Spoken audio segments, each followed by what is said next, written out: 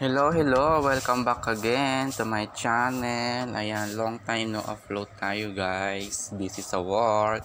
So ayan guys, maglilinis tayo ng ating bakuran. Kahit na tayo mga OFW, parang kailangan pa rin natin maglinis ng ating bakuran pag may time. Ayan.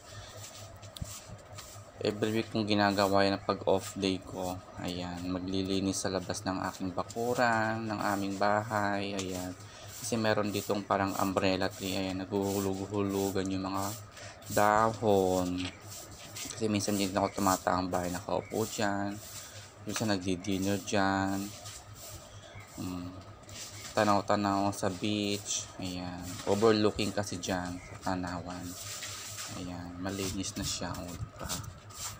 Ibang lahi hindi naglilinis, ako lang ang nagwawalis dyan, o diba?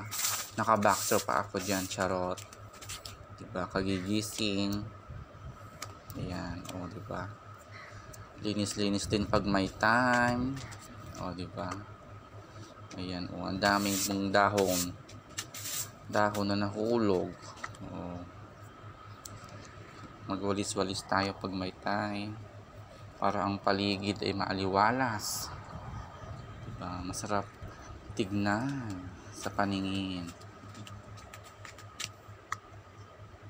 Ayan, dun pa sa gilid marami ring dahon-dahon kasi may mga puno din dito. Ayan,